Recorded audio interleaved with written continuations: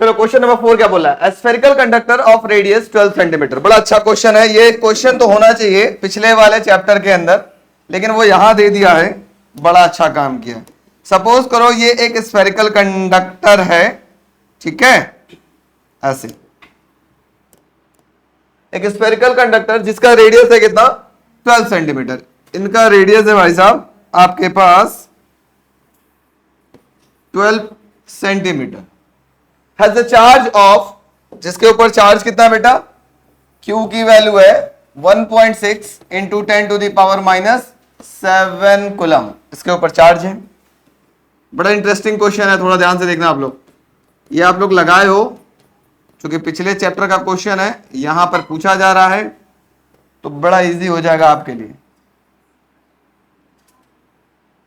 चलो, ये स्फीयर था। Distributed uniformly on its surface. What is the electric field inside the sphere? Inside the sphere electric field कितना होगा? जल्दी बताओ। अंदर क्या होगा? 0। क्यों 0? क्योंकि net charge inside the conductor क्या होता है? 0। पिछले चैप्टर का ना। दूसरा बोल रहा है just outside the sphere. Just outside the sphere, इस सरफेस पे। आउटसाइड द स्फीयर का मतलब क्या होगा? सरफेस पे। क्या होता formula? E is equal to K Q upon में स्मॉल आर स्क्वायर। इसको स्मॉल आर मान लेना। इसको क्या मानना? Small R. K Q upon small R square. K की वैल्यू कितना होगा? 9 into 10 to the power 9। Q की वैल्यू कितना है? 1.6 into 10 to the power -7 upon में आर की वैल्यू आपके पास क्या गिवन है? 12 सेंटीमीटर, मतलब होगा 12 इंटू 10 की पावर -2 का होल स्क्वायर। ठीक है, इसको सॉल्व कर लीजिएगा। मैं बता दे रहा हूं, ई की वैल्यू जो आ रही है लगभग आ रही है, ये आ रही है into 10 to the power 5 newton पर coulomb. 10 to the power 5 newton पर कूलम। तीसरा इसमें पूछ रहा है, बड़ा interesting. At a point 18 centimetre from the centre of sphere. इस स्फीयर से 18 सेंटीमीटर की दूरी पर, मतलब कहां पर बात कर रहा है? Outside the sphere. Outside the sphere की बात करें तो भाई साहब ये कुछ इस प्रकार से हो जाएगा आपके पास। ये स्फीयर के बाहर, याद आ रहा है कुछ कहानी? कितने दूरी पे बोल रहा है? जब कैपिटल आर कितना दे रहा है? 18 सेंटीमीटर। बस फॉर्मूला में क्या चेंज करोगे जल्दी बताओ? E is equal to K Q upon में क्या होगा? स्मॉल आर की जगह क्या हो जाएगा? बस कैपिटल आर स्क्वायर हो जाएगा। याद है ना पीछे? के की वैल्यू वही है 9 into 10 to the power 9। Q की वैल्यू है 1.6 इंटू 10 की पावर -7। कैपिटल आर की वैल्यू गिवन है कितना? 18 इंटू 10 की पावर -2 का होल स्क्वायर। सॉल्व कर सकते हैं? इसको सॉल्व कर लीजिएगा। मैं इसका आंसर बता रहा हूं डायरेक्ट। ये आ रहा है 4.4 into 10 to the power 4 newton पर कूलम। बात समझ आ गया? नोट करो फटाक से। क्वेश्चन क्या कह रहा है? क्वेश्चन नंबर जो 5 है, a parallel plate capacitor with air in between the plates. ध्यान से समझना, अभी प्लेट्स के बीच में एयर एज अ मीडियम है। Has the capacitance of 8 picofarad. जब एयर एज अ मीडियम है तो कैपेसिटेंस का फॉर्मूला होता है C nought, which is equal to होता है A epsilon nought by D। इसकी वैल्यू कितनी है? 8 पिकोफैराड। यहां पे पिको की वैल्यू दे रहा है, बोर्ड एग्जाम में नहीं देगा, मैं क्लियर कर रहा हूं। ठीक है, 1 पिको में कितना होता है? 10 टू द पावर -12 फैराड। ये यहां लिख दिया, लेकिन बोर्ड एग्जाम में नहीं लिखेगा, बस पिकोफैराड लिखा होगा। फिर बोल रहा है what will be the capacitance. अब नया कैपेसिटेंस क्या होगा? What will be the capacitance if the distance between the plate is, अगर पहले डिस्टेंस d था, एरिया ऑफ प्लेट A था, अब क्या बोल रहा है कि अगर इनके डिस्टेंस को आधा कर दिया जाए, मतलब कुछ इस प्रकार से, जो इनके बीच का डिस्टेंस है, नया डिस्टेंस d डैश होगा, वो किसके बराबर होगा? पुराने वाले का आधा कर दिया जाए। And the space between them is filled with the substance of a dielectric 6। ठीक है, मतलब इसके बीच में जो स्पेस है, अब एयर ना रहेगा, इसमें क्या आ गया? एक डाइलेक्ट्रिक भर दिया गया, जिसकी डाइलेक्ट्रिक कांस्टेंट कितना गिवन है बेटा? K is equal to 6 given है। तो पूछ रहा है नया कैपेसिटेंस क्या होगा। बहुत इंटरेस्टिंग क्वेश्चन। देखो बेटा, दोनों फिगर को अगर आप ध्यान दो, figure A and figure B, इन दोनों फिगर में एक चीज चेंज नहीं हुआ है, वो है एरिया ऑफ प्लेट। ठीक है, बस चेंज क्या हुआ है, इनके बीच का डिस्टेंस। एक और चीज चेंज हुआ है, पहले कुछ नहीं इसके अंदर था, अब भर दिया गया कूड़ा करकट, मतलब डाइलेक्ट्रिक नॉन कंडक्टिंग मटेरियल। तो क्या करेंगे, मुझे आप लोग बताना, अगर किसी कैपेसिटर के अंदर फुल्ली डाइलेक्ट्रिक भर दिया जा रहा है तो उसका कैपेसिटेंस कितना हो जाता है। तो मैंने बताया था जो कैपेसिटेंस होता है वो K टाइम्स ऑफ C0 होता है क्या? नहीं याद आ रहा है, थोड़ा सा याद दिला दूं। नहीं याद आ रहा होगा ना, तुम लोग भुलक्कड़ आदमी हो, इतना बिजनेस करना होता तुम लोग को तो भुला तो जाओगे थोड़ा बहुत। ये देखो, अगर इस कैपेसिटर के अंदर फुल्ली डाइलेक्ट्रिक भर दिया गया, पूरे स्पेस को भर दिया गया, तो उसका कैपेसिटेंस कितना हो गया? K टाइम्स ऑफ C0 हो गया क्या? अच्छा, अब मुझे समझने की बात आ गई और आपको भी समझने की बात आ गई। समझा जाए? समझो,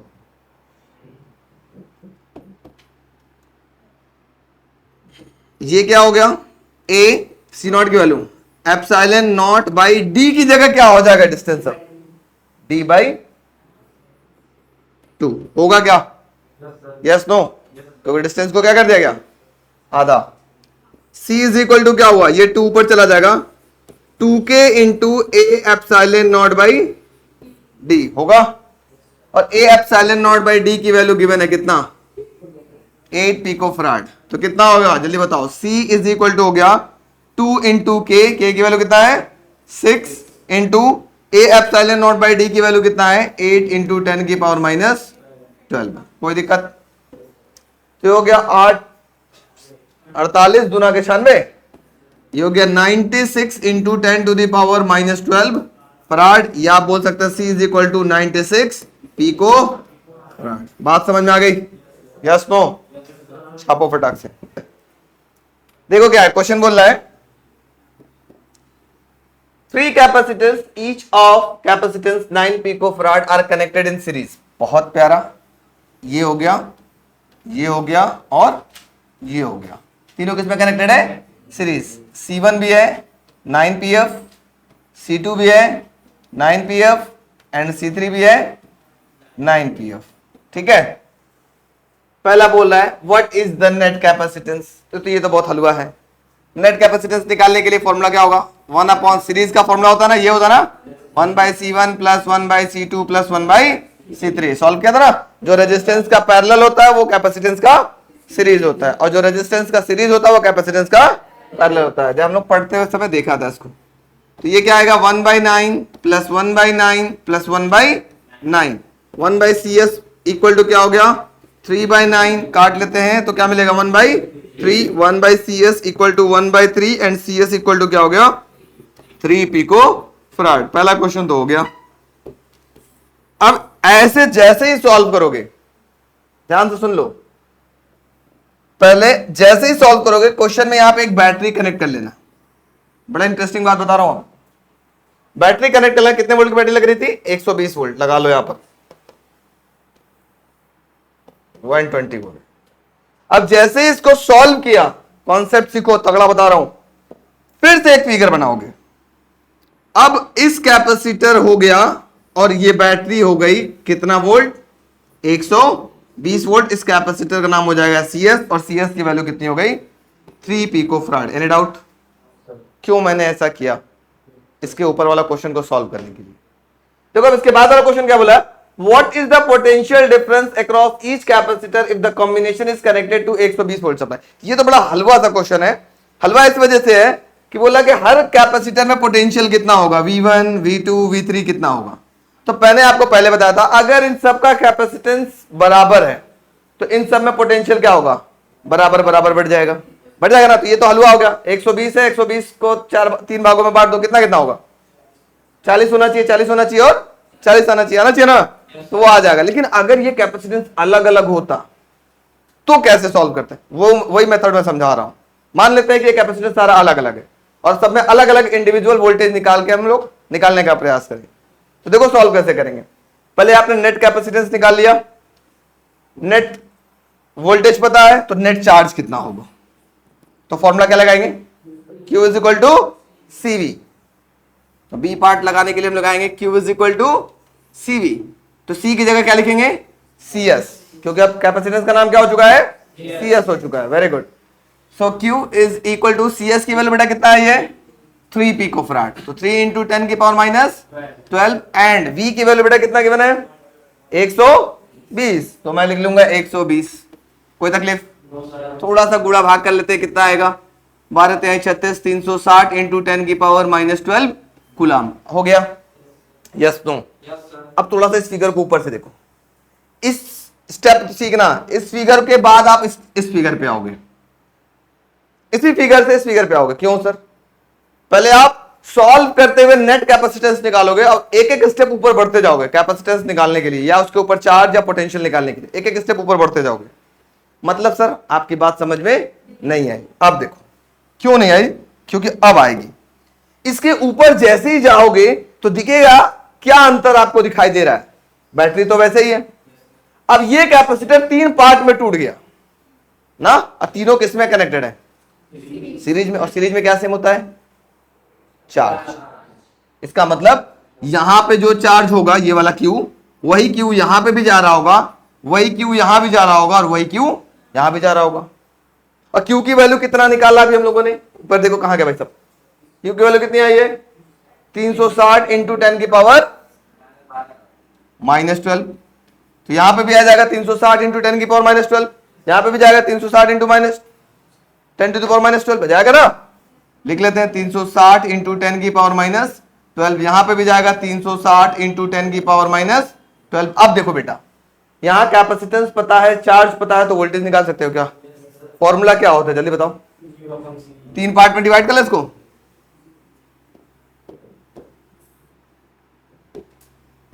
चलो जाओ भाई। तो आपके पता है क्या होता है? Q is equal to CV। तो अब देखो यहां पे नाम क्या होगा, थोड़ा जल्दी बताओ। यहां हो जाएगा C1 V1 और ये क्या रहेगा? Q। तो ये हो जाएगा Q is equal to C1 V1। होगा क्या? V1 बराबर क्या होगा जल्दी बताओ? Q बाई C1 होगा। Q की वैल्यू कितनी आई है? 360 इंटू 10 की पावर माइनस 12 अपॉन में C1 कितना है जल्दी से बताओ? C1 कितना है? 9 पिकोफैराड। मतलब होगा 9 इंटू 10 की पावर माइनस 12। 12 से 12 कैंसिल, 9 से काटो कितना आ गया? 40। V1 बराबर कितना हो गया? 40 वोल्ट। समझ में आया? V2 निकालो।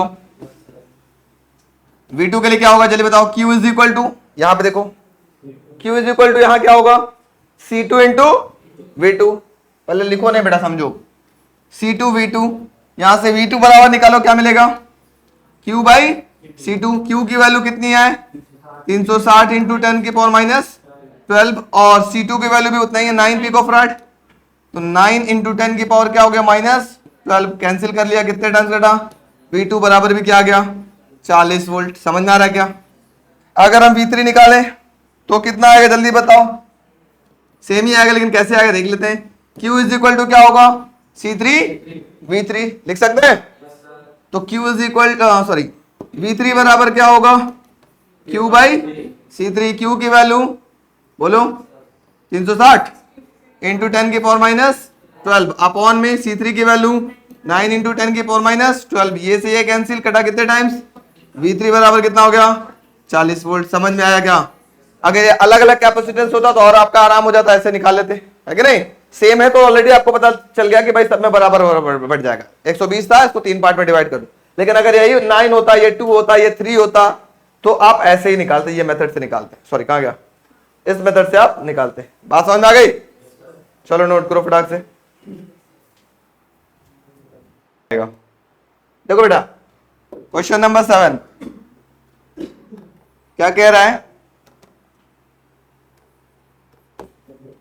3 capacitor of capacitances 2 picofarad, 3 picofarad and 4 picofarad are connected in parallel। ये सब कैसे कनेक्टेड है? पैरेलल में, कुछ इस प्रकार से।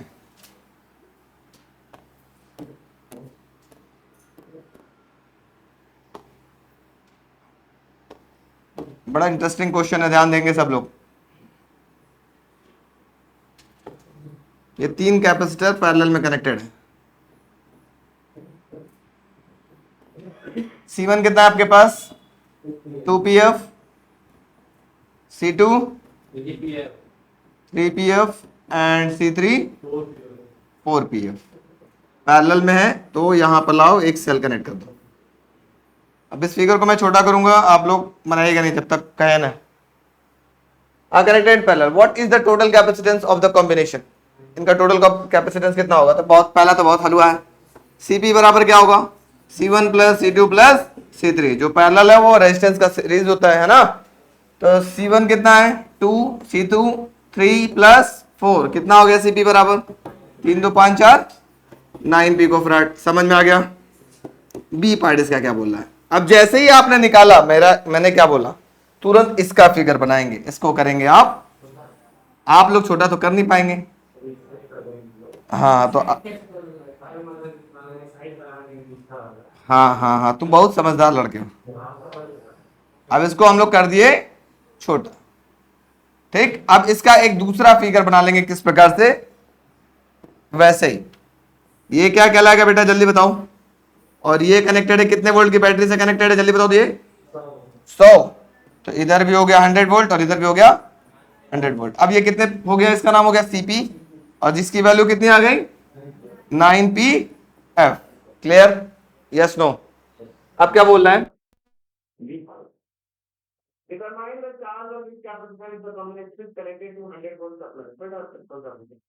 सबका चार्ज कितना हो?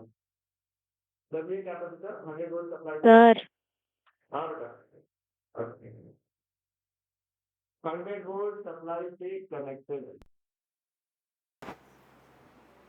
ठीक है, तो बोला इसका net capacitor, sorry what is the charge on each capacitor, सारे कैपेसिटर पे चार्ज कितना होगा। ए बेटा ये बताओ, ये है यहां पे ये Q होगा, लेकिन जैसे ही इसको ऊपर आप बढ़ोगे इस फिगर के ऊपर, तो यहां क्या डिवाइड होगा? Q डिवाइड हो जाएगा। इसका मतलब Q सब में क्या होगा? अलग अलग जाएगा। इसमें Q क्या चला जाएगा? Q1 हो जाएगा। इसमें Q क्या होगा? Q2, और इसमें Q क्या होगा? Q3 होगा ना। लेकिन इन तीनों में सेम क्या होगा बेटा? वोल्टेज कितना होगा? इसमें वोल्टेज 100 वोल्ट, इसमें भी वोल्टेज 100 वोल्ट, इसमें भी वोल्टेज 100 वोल्ट। अब देखो बहुत सिंपल हो गया, इस फिगर की अब जरूरत ही नहीं पड़ी अब, क्योंकि पैरेलल था। पैरेलल में हमारा इसका काम ही नहीं पड़ा। अब यहीं से हम लोग Q1 निकाल सकते हैं क्या? तो जल्दी से बताओ Q1 बराबर क्या होगा? Q1 equal to C1 into V होगा क्या?